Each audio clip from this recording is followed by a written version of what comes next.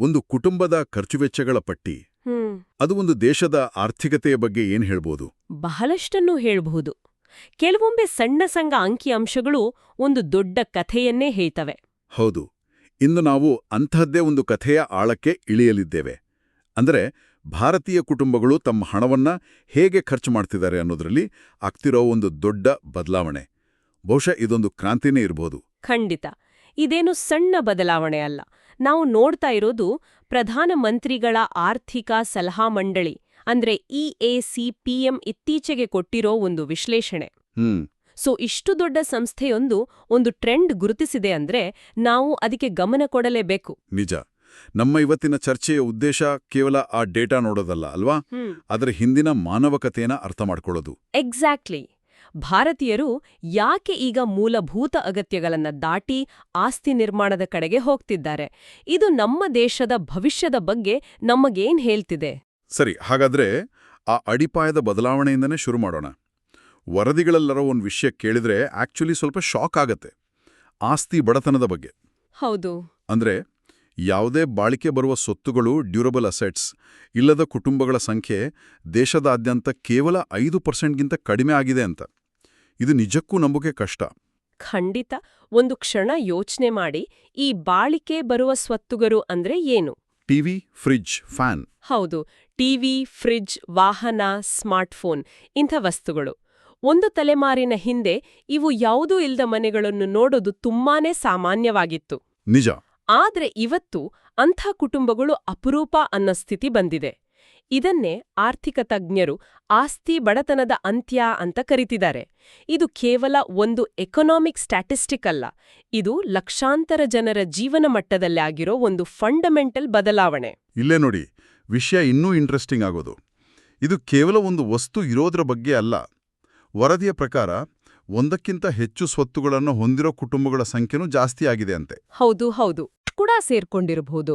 ಇದು ಬರೀ ಅಗತ್ಯಗಳನ್ನ ಪೂರೈಸ್ಕೊಳ್ಳೋದಲ್ಲ, ಇದು ಜೀವನದ ಗುಣಮಟ್ಟವನ್ನ ಸುಧಾರಿಸ್ಕೊಳ್ಳೋ ಕಡೆಗೆ ಇಡ್ತಿರೋ ಹೆಜ್ಜೆ. ನಿಖರವಾಗಿ. ಮತ್ತು ಈ ಬದಲಾವಣೆ ಕೇವಲ ಸಿಟಿಗಳಲ್ಲಿರುವ ಶ್ರೀಮಂತರಿಗೆ ಸೀಮಿತವಾಗಿಲ್ಲ ಅನ್ನೋದು ಬಹುಶಃ ಇದರಲ್ಲೇ ಅತ್ಯಂತ ಮುಖ್ಯವಾದ ಪಾಯಿಂಟ್ ಅಲ್ವಾ? ಅದೇ. ಇದು ದೇಶದಾದ್ಯಂತ ಗ್ರಾಮೀಣ ಮತ್ತೆ ನಗರ ಪ್ರದೇಶಗಳಲ್ಲಿ, ಎಲ್ಲ ಆದಾಯದ ಗುಂಪುಗಳಲ್ಲಿ, ಎಲ್ಲ ಸಮುದಾಯಗಳಲ್ಲೂ ಕಾಣಿಸ್ತಿದೆ. ಇದು ಮೇಲ್ಮಟ್ಟದ ಬೆಳವಣಿಗೆ ಅಲ್ಲ, ಇದು ತಳಮಟ್ಟದಿಂದ ಆಗ್ತಾ ಇರೋ ಬದಲಾವಣೆ. ಅಂದ್ರೆ ಆರ್ಥಿಕತೆಯ ಬೇರುಗಳು ಗಟ್ಟಿಯಾಗ್ತಿವೆ ಅಂತ ಹೇಳ್ಬೋದಾ? ಖಂಡಿತವಾಗಿ. ಸರಿ, ಈ ಬದಲಾವಣೆ ದೇಶದಾದ್ಯಂತ ನಡೀತಿದೆ ಅನ್ನೋದು ಕ್ಲಿಯರ್ ಆಯ್ತು. ಆದ್ರೆ ವರದಿಗಳಲ್ಲಿ ಗ್ರಾಮೀಣ ಮತ್ತು ನಗರ ಪ್ರದೇಶಗಳ ನಡುವಿನ ಅಂತರದ ಬಗ್ಗೆ ಒಂದು ಕುತೂಹಲಕಾರಿ ವಿಷಯ ಇದೆ. ನಾವು ಯಾವಾಗ್ಲೂ ಇಂಡಿಯಾ ಮತ್ತು ಭಾರತ್ ಅಂತ ಮಾತಾಡ್ತೀವಿ. ನಗರಗಳು ಫಾಸ್ಟ್ ಆಗಿ ಬೆಳಿತಿವೆ, ಹಳ್ಳಿಗಳು ಹಿಂದೆ ಬಿದ್ದಿವೆ ಅನ್ನೋ ಒಂದು ಗ್ರಹಿಕೆ ಇದೆ. ಅದೇ ಈ ವರದಿ ಅದನ್ನೇ ಚಾಲೆಂಜ್ ಮಾಡುತ್ತೆ. ಹೌದು. ಇದು ಈ ವಿಶ್ಲೇಷಣೆಯಲ್ಲೇ ಮೋಸ್ಟ್ ಸರ್ಪ್ರೈಸಿಂಗ್ ಭಾಗ.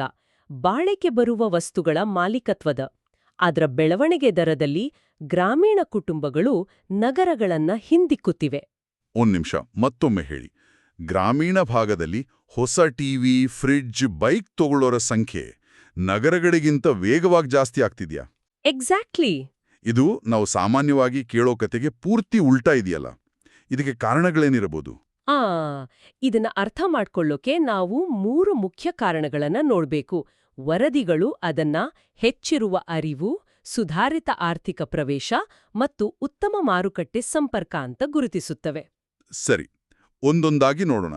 ಮೊದಲನೇದು ಅರಿವು. ಹೌದು, ಅಂದ್ರೆ ಅವೇರ್ನೆಸ್. ಇವತ್ತು ಸ್ಮಾರ್ಟ್ಫೋನ್ ಮತ್ತು ಅಗ್ಗದ ಡೇಟಾದಿಂದಾಗಿ ಮಾಹಿತಿ ಹಳ್ಳಿಗೂ ತಲುಪಿದೆ. ಬೆಂಗಳೂರಲ್ಲಿರೋ ಒಬ್ಬ ವ್ಯಕ್ತಿ ನೋಡೋ ಅದೇ ಪ್ರಾಡಕ್ಟ್ ಜಾಹೀರಾತನ್ನ ದೂರದ ಹಳ್ಳಿಯಲ್ಲಿರೋ ರೈತನೂ ನೋಡ್ತಿದ್ದಾನೆ. ಸರಿ. ಯಾವ ವಸ್ತು ಲಭ್ಯವಿದೆ, ಅದರ ಉಪಯೋಗ ಏನು, ಅದೆಲ್ಲ ಗೊತ್ತಾಗ್ತಿದೆ. ಹೌದು. ಆ ಮಾಹಿತಿ ಅಸಮಾನತೆ ಈಗ ಬಹಳ ಕಡಿಮೆ ಆಗಿದೆ. ಸರಿ. ಇನ್ನು ಎರಡನೇ ಕಾರಣ ಆರ್ಥಿಕ ಪ್ರವೇಶ. ಇದು ಕೇವಲ ಬ್ಯಾಂಕ್ ಅಕೌಂಟ್ ತೆರೆಯೋದಲ್ಲ ಅಲ್ವಾ, ಅದಕ್ಕಿಂತ ಹೆಚ್ಚಿದೆ. ಖಂಡಿತ ಅದಕ್ಕಿಂತ ಹೆಚ್ಚು. ನೋಡಿ, ಜನ್ಧನ್ ಯೋಜನೆ, UPI, ಈ ಡಿಜಿಟಲ್ ಪೇಮೆಂಟ್ಸ್. ಹೌದು, UPI ಅಂತೂ ಗೇಮ್ ಚೇಂಜರ್.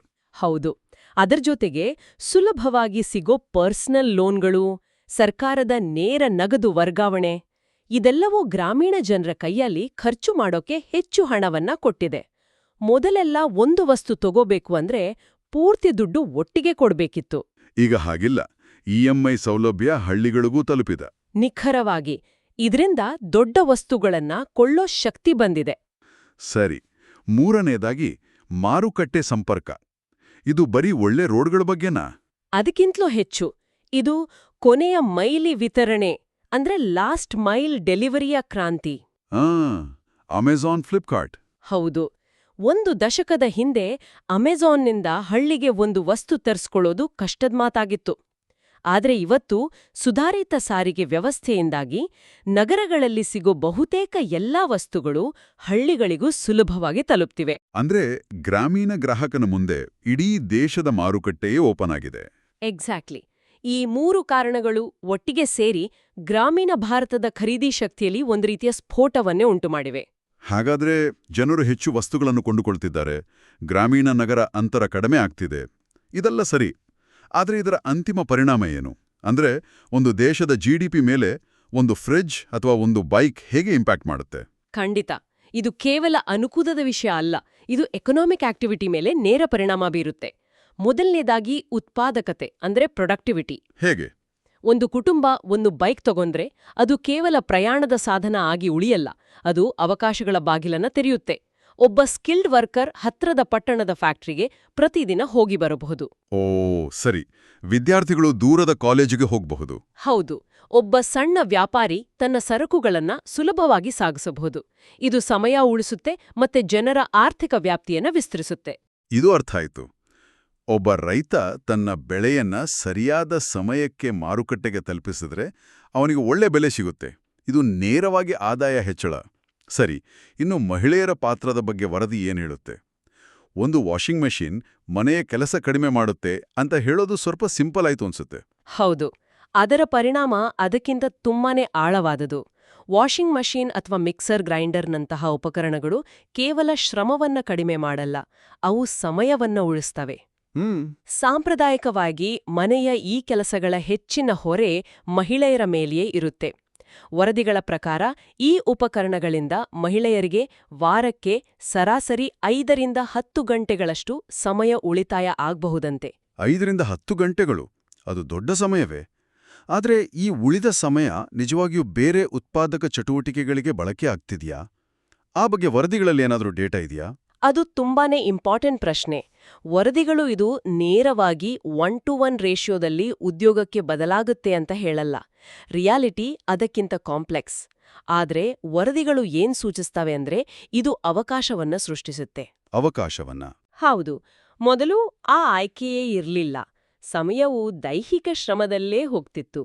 ಈಗ ಈ ಉಳಿದ ಸಮಯದಿಂದ ಶಿಕ್ಷಣ ಪಡೆಯೋಕೆ, ಒಂದು ಆನ್ಲೈನ್ ಕೋರ್ಸ್ ಮಾಡೋಕೆ ಅಥವಾ ಮನೇಲೆ ಒಂದು ಸಣ್ಣ ಬಿಸ್ನೆಸ್ ಶುರು ಮಾಡೋಕೆ ಒಂದು ಸಾಧ್ಯತೆ ತೆರೆದುಕೊಳ್ಳುತ್ತೆ. ಓ, ಇದು ಆರ್ಥಿಕ ಸಬಲೀಕರಣದ ನೇರ ದಾರಿ ಅಲ್ಲದಿರ್ಬೋದು, ಆದ್ರೆ ಆ ದಾರಿಯಲ್ಲಿರೋ ಒಂದು ದೊಡ್ಡ ಅಡಚಣೆಯನ್ನ ತೆಗೆದಾಕೋ ಮೊದಲನೇ ಮತ್ತು ಅತಿ ಮುಖ್ಯವಾದ ಹೆಜ್ಜೆ. ಅಂದ್ರೆ ಒಂದು ವಾಷಿಂಗ್ ಮಷೀನ್ ಕೇವಲ ಬಟ್ಟೆ ಒಗೆಯೋ ಯಂತ್ರ ಅಲ್ಲ, ಅದು ಮಹಿಳೆಯ ಆರ್ಥಿಕ ಸ್ವಾತಂತ್ರ್ಯಕ್ಕೆ ಒಂದು ಟೂಲ್ ಆಗೋ ಪೊಟೆನ್ಷಿಯಲ್ ಹೊಂದಿದೆ. ಇದು ನಿಜಕ್ಕೂ ಒಂದು ಬೇರೆ ದೃಷ್ಟಿಕೋನ. ಖಂಡಿತ. ಸರಿ, ಅಂತಿಮವಾಗಿ ಈ ವರದಿಗಳು ಬದಲಾಗುತ್ತಿರುವ ಆಕಾಂಕ್ಷೆಗಳ ಬಗ್ಗೆ ಮಾತಾಡುತ್ತೆ. ಇದರ ಅರ್ಥವೇನು? ಇದರ ಅರ್ಥ ಭಾರತೀಯ ಕುಟುಂಬಗಳ ಆದ್ಯತೆಗಳು, ಅವರ ಕನಸುಗಳು ಬದಲಾಗ್ತಿವೆ. ಒಂದು ಕಾಲದಲ್ಲಿ ಅನ್ನ, ಬಟ್ಟೆ, ಸೂರು ಅನ್ನೋ ಮೂಲಭೂತ ಅಗತ್ಯತೆಗಳನ್ನ ಪೂರೈಸಿಕೊಳ್ಳೋದೇ ದೊಡ್ಡ ಚಾಲೆಂಜ್ ಆಗಿತ್ತು. ಹೌದು. ಆದ್ರೆ ಈಗ ದೇಶದ ಒಂದು ದೊಡ್ಡ ವರ್ಗ ಆ ಹಂತವನ್ನ ದಾಟಿದೆ. ಅವರು ಬರೀ ಬದುಕುಳಿಯೋ ಬಗ್ಗೆ ಯೋಚನೆ ಮಾಡ್ತಾ ಇಲ್ಲ, ಅವರೊಂದು ಉತ್ತಮ ಜೀವನದ ಬಗ್ಗೆ ಯೋಚನೆ ಮಾಡ್ತಿದ್ದಾರೆ. ಉತ್ತಮ ಜೀವನ? ಹೌದು. ತಮ್ಮ ಮಕ್ಕಳಿಗೆ ಒಳ್ಳೆ ಶಿಕ್ಷಣ, ಆರೋಗ್ಯಕರ ಜೀವನ, ಹೆಚ್ಚು ಅನುಕೂಲಕರವಾದ ಭವಿಷ್ಯ, ಇದರ ಬಗ್ಗೆ ಕನಸು ಕಾಣುತ್ತಿದ್ದಾರೆ. ಈ ಬಾಳಿಕೆ ಬರುವ ವಸ್ತುಗಳ ಖರೀದಿ ಆ ಬದಲಾಗುತ್ತಿರುವ ಆಕಾಂಕ್ಷೆಗಳ ಒಂದು ಫಿಸಿಕಲ್ ರೂಪ ಅಷ್ಟೇ. ಅಂದ್ರೆ ಇದನ್ನ ಹೀಗೆ ಹೇಳಬಹುದಾ? ಇದು ಆರ್ಥಿಕತೆಯ ಮಟ್ಟದಲ್ಲಿ ಮಾಸ್ಲೋ ಅವರ ಅಗತ್ಯಗಳ ಶ್ರೇಣಿಯಲ್ಲಿ ಮೇಲೆ ಹೋಗ್ತಾ ಇರೋ ಹಾಗೆ. ನಿಖರವಾಗಿ. ಇದು ಬರೀ ಬದುಕುಳಿಯೋ ಮನಸ್ಥಿತಿಯಿಂದ ಒಂದು ಉತ್ತಮ ಭವಿಷ್ಯವನ್ನ ಸಕ್ರಿಯವಾಗಿ ಕಟ್ಟೋ ಕಡೆಗೆ ಸಾಕ್ತಾ ಇರೋ ಒಂದು ಮಾನಸಿಕ ಬದಲಾವಣೆಯ ಪ್ರತಿಬಿಂಬ. ಈ ಅಂಕಿಅಂಶಗಳು ಕೇವಲ ಒಂದು ಎಕನಾಮಿಕ್ ರಿಪೋರ್ಟ್ ಅಲ್ಲ, ಇದು ಆಧುನಿಕ ಭಾರತದ ಸಾಮಾಜಿಕ ಮತ್ತು ಮಾನಸಿಕ ಭೂಪಟವೇ ಬದಲಾಗ್ತಿರೋ ಕಥೆ. ಹಾಗಾದ್ರೆ ಇವತ್ತಿನ ನಮ್ಮ ಈ ಚರ್ಚೆಯನ್ನ ಒಮ್ಮೆ ರೀಕ್ಯಾಪ್ ಮಾಡೋಣ. ನಾವು ನೋಡಿದ ಪ್ರಮುಖ ಅಂಶಗಳು: ಮೊದಲನೇದಾಗಿ ಭಾರತದಲ್ಲಿ ಆಸ್ತಿ ಬಡತನ ಬಹುತೇಕ ಅಂತ್ಯಗೊಂಡಿದೆ. ಇದು ಒಂದು ಐತಿಹಾಸಿಕ ಸಾಧನೆ. ಖಂಡಿತ. ಎರಡನೆಯದಾಗಿ ಗ್ರಾಮೀಣ ಭಾರತ ಬೆಳವಣಿಗೆ ದರದಲ್ಲಿ ನಗರಗಳನ್ನು ಹಿಂದಿಕ್ಕಿ ಇಂಡಿಯಾ ಭಾರತ್ ನಡುವಿನ ಅಂತರವನ್ನು ಕಡಿಮೆ ಮಾಡುವ ಒಂದು ಪ್ರಬಲ ಶಕ್ತಿಯಾಗಿ ಹೊರಹೊಮ್ಮುತ್ತಿದೆ. ಹೌದು. ಮತ್ತು ಮೂರನೆಯದಾಗಿ ಈ ಬದಲಾವಣೆ ಕೇವಲ ಒಂದು ಶಾಪಿಂಗ್ ಟ್ರೆಂಡ್ ಅಲ್ಲ. ಇದು ಉತ್ಪಾದಕತೆಯನ್ನ ಹೆಚ್ಚಿಸುವ, ಮಹಿಳೆಯರಿಗೆ ಹೊಸ ಅವಕಾಶಗಳನ್ನು ಸೃಷ್ಟಿಸುವ ಮತ್ತು ಇಡೀ ದೇಶದ ಆಕಾಂಕ್ಷೆಗಳನ್ನೇ ಬದಲಾಯಿಸೋ ಸಾಮರ್ಥ್ಯ ಹೊಂದಿದೆ. ಈ ಅಂಕಿಅಂಶಗಳು ಭಾರತೀಯ ಕುಟುಂಬಗಳ ಆರ್ಥಿಕತೆಯಲ್ಲಿ ಒಂದು ಅಡಿಪಾಯದ ಬದಲಾವಣೆಯನ್ನ ಸೂಚಿಸುತ್ತವೆ. ಇದರ ಪರಿಣಾಮಗಳು ಮುಂದಿನ ದಶಕಗಳಲ್ಲಿ ನಮ್ಗೆ ಇನ್ನೂ ಸ್ಪಷ್ಟವಾಗಿ ಕಾಣಿಸುತ್ತೆ. ನಮ್ಮ ಕೇಳುಗರಿಗೆ ಒಂದು ಚಿಂತನೆಯನ್ನ ಬಿಟ್ಟು ಹೋಗೋಣ. ಈ ವರದಿಗಳೆಲ್ಲ ಸ್ವತ್ತುಗಳ ಮಾಲೀಕತ್ವದ ಬಗ್ಗೆ, ಅಂದ್ರೆ ಓನರ್ಶಿಪ್ ಬಗ್ಗೆ ಮಾತಾಡುತ್ತೆ. ಆದರೆ ಇದರ ಬಗ್ಗೆನೂ ಯೋಚಿಸ್ಬೋದಲ್ವೇ? ಈ ಸ್ವತ್ತುಗಳ ಹೆಚ್ಚುತ್ತಿರುವ ಬಳಕೆಯು ಭಾರತೀಯ ಸಮಾಜವನ್ನ ಹೇಗೆ ಬದಲಾಯಿಸ್ತಿದೆ? ಇದು ಅತ್ಯುತ್ತಮ ಪ್ರಶ್ನೆ.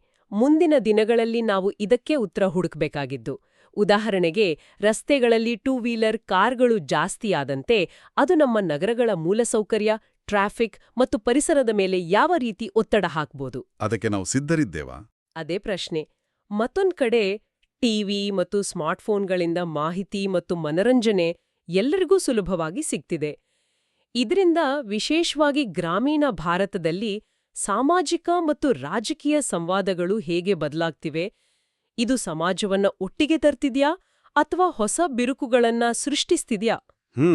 ಸೊ ಈ ಬದಲಾವಣೆಗಳು ತರೋ ಅವಕಾಶಗಳು ಮತ್ತು ಸವಾಲುಗಳು ಎರಡರ ಬಗ್ಗೆನೂ ನಾವು ಆಳವಾಗಿ ಯೋಚನೆ ಮಾಡೋದು ಬಹಳ ಮುಖ್ಯ.